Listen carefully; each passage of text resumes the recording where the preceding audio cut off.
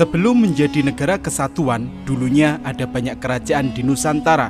Sebelum dipimpin oleh seorang presiden, raja sudah lebih dahulu memerintah pada masing-masing kerajaan yang kekuasaannya timbul tenggelam, kemudian tersisa sejarahnya saja. Nah, jika kalian pernah belajar sejarah, maka nama-nama kerajaan yang akan kita bahas berikut pasti begitu melekat.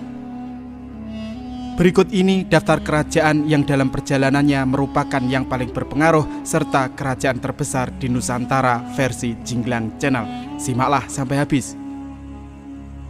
Sampaikanlah kepada anak cucu kita bahwa kita adalah bangsa yang besar. Cintailah budayamu, banggalah dengan bangsamu, pelajarilah sejarah nenek moyangmu, betapa hebatnya nenek moyang kita, maka engkau akan bangga dengan bangsamu sendiri. Assalamualaikum warahmatullahi ta'ala wabarakatuh. Salam Rahayu, Om Swastiastu, Namo Buddhaya, salam kebajikan. Selamat datang di Jinglang Channel. Gegarane wong akrami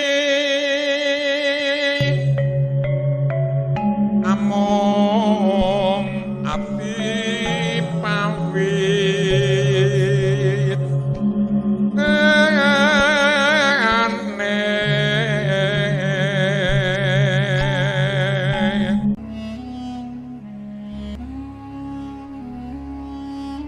Kutai. Kerajaan tertua di Indonesia ada di Kalimantan Timur di dekat hulu Sungai Mahakam yang kemudian dikenal orang dengan nama Kerajaan Kutai. Di awal berdirinya pada abad keempat, kerajaan yang dipimpin oleh Raja Kudunga ini cukup dikenal sebagai kerajaan Hindu biasa. Nah, baru pada masa pemerintahan Raja Mulawarman, Kerajaan Kutai menemui masa kejayaannya. Salah satu sebabnya karena saat itu di daerah hulu Mahakam tempat kerajaan berpusat merupakan jalur perdagangan antara Cina dan India. Kerajaan Kutai mengalami kehancuran ketika rajanya saat itu Maharaja Setyadharma terbunuh dalam peperangan. Kematian Maharaja Setyadharma sekaligus penanda selesainya masa kerajaan Kutai. Tarumanegara.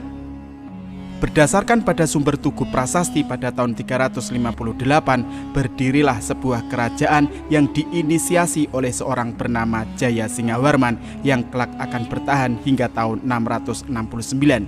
Selama waktu yang panjang itu, kerajaan yang terletak di dekat Prasasti Kebun Kopi 1, Kampung Muara Bogor tersebut setidaknya pernah dipimpin oleh 12 orang raja.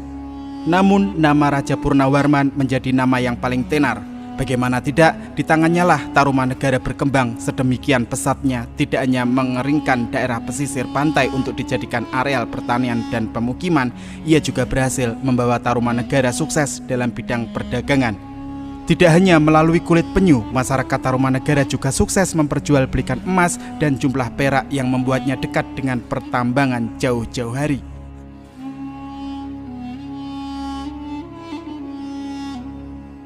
Sriwijaya. Kerajaan berpengaruh yang satu ini berbasis di Pulau Sumatera, berkembang di abad ke-8 sampai ke-12, serta berperan sebagai pusat penyebaran ajaran agama Buddha pada masanya. Kerajaan yang dimaksud adalah Kerajaan Sriwijaya atau biasa pula ditulis dengan nama Sriwijaya. Tidak hanya berperan dalam penyebaran agama Buddha, katanya kerajaan yang pertama kali dipimpin oleh Srijaya Naga ini juga berperan dalam penyebaran bahasa Melayu sebagai bahasa perdagangan. Hal ini sejalan dengan kenyataan bahwa kerajaan maritim ini unggul dari segi perdagangan laut. Dengan menguasai Selat Malaka, kerajaan Sriwijaya berpotensi punya hubungan dagang yang cukup erat dengan kepulauan Malaysia, Cina, dan juga India. Masa kejayaan dari kerajaan Sriwijaya sendiri baru muncul ketika Balaputra Dewa menjabat sebagai raja.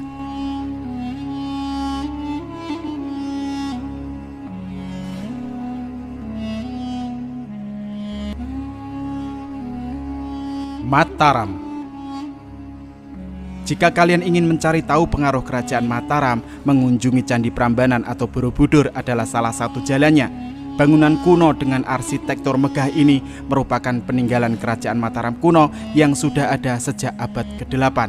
Sementara jika kalian pernah mendengar Mataram Islam, maka kerajaan tersebut mengacu kepada kerajaan yang berdiri pada akhir abad ke-16 dan kekuasaannya berlangsung sampai abad ke-18.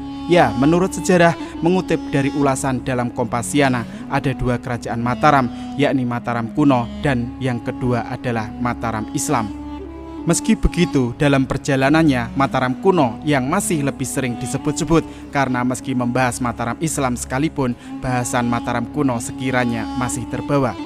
Bicara tentang pengaruh kerajaan Mataram memiliki sektor pertanian dan juga perdagangan yang sangat maju. Karenanya tidak salah jika rakyatnya makmur dan punya pengaruh yang kuat di Pulau Jawa. Kediri. Kerajaan yang berbasis di Jawa Timur ini bisa dibilang tidak punya banyak peninggalan arkeologi. Tapi tahukah kalian, di dalam perjalanannya, kerajaan yang berdiri antara tahun 1042 sampai 1222 ini punya pengaruh yang cukup besar, terutama dalam bidang sastra. Didasarkan pada kronik artefak Cina tahun 1178 Masehi bernama Chou Gu Fei, diceritakan bahwa pada masa kerajaan Kediri adalah negeri yang paling kaya raya. Di bawah kekuasaan raja bernama Sri Jayabaya, ditunjang wilayah kekuasaannya yang sangat luas, seni sastra yang ada juga begitu terkenal hingga penjuru negeri. Karena itu, tidak salah jika kemudian kerajaan ini dihormati dan disegani di berbagai wilayah.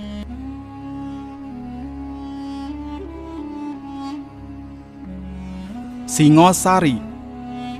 Antara tahun 1222 hingga tahun 1292 lahirlah sebuah kerajaan yang didirikan oleh seorang pengawal setelah membunuh seorang Akuwu bernama Tunggul Ametung di bawah kekuasaan kerajaan Kediri.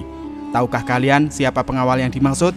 Ya, dia adalah Ken Arok, pendiri kerajaan yang berpusat di utara kota Malang ini. Sebuah kerajaan bernama Singosari atau Singasari dan kemudian hari didapuk sebagai penerus suksesnya kerajaan Kediri yang sama-sama berbasis di Jawa Timur. Kerajaan ini menemui masa kejayaan saat dipimpin oleh Raja Kertanegara yang dikenal sebagai raja terakhir sekaligus raja yang terbesar. Memimpin dari tahun 1272 hingga 1292, Kertanegara menjadi raja pertama yang melakukan penaklukan hingga keluar Pulau Jawa.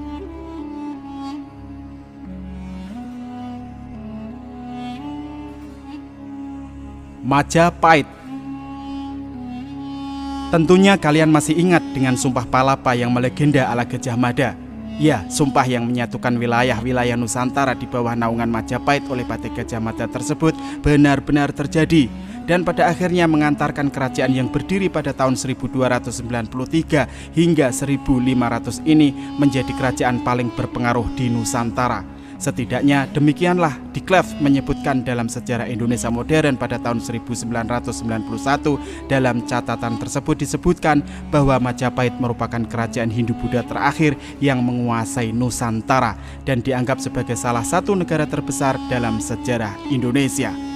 Bagaimana tidak, kerajaan yang didirikan oleh Raden Wijaya ini menguasai hampir seluruh wilayah Indonesia, termasuk ekspansi ke negeri-negeri seberang dari Semenanjung Malaya atau Malaysia dan Brunei, Tomasek atau Singapura, serta sebagian Thailand dan Filipina.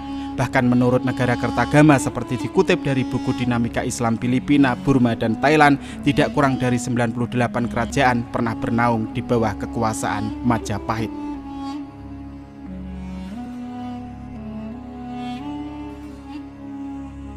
Samudra Pasai. Kerajaan yang akan dibahas berikut ini merupakan kerajaan Islam pertama kali di Indonesia, berpusat di pesisir pantai Sumatera sejak abad ke-13. Kerajaan yang dipimpin pertama kali oleh Sultan Malik Al-Saleh ini faktanya punya pengaruh yang cukup besar. Salah satu yang penting untuk diingat adalah perkembangan kerajaan Samudra Pasai di bawah kepemimpinan Raja Sultan Malikul Thohir. Sebagai kerajaan yang berlokasi di dekat pantai, kerajaan ini punya lokasi yang cukup strategis. Hal ini dibuktikan dengan posisinya sebagai pusat perdagangan yang maju akan pelabuhan. Kerajaan ini pun selalu ramai oleh perdagangan dari Asia, Afrika, Cina, dan Eropa.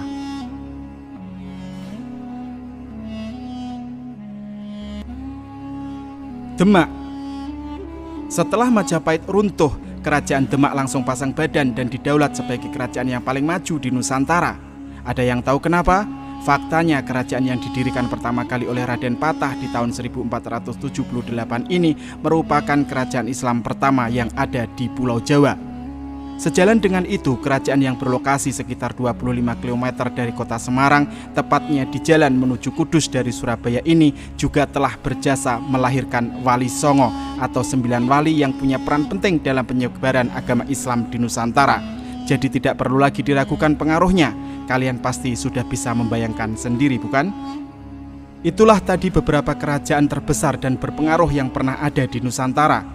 Nah, kalau kalian punya versi sendiri tidak tentang kerajaan mana yang punya pengaruh besar di Nusantara? Silahkan dituliskan di kolom komentar. Wassalamualaikum warahmatullahi ta'ala wabarakatuh. Salam Rahayu, Om Swastiastu, Namo Buddhaya, salam kebajikan.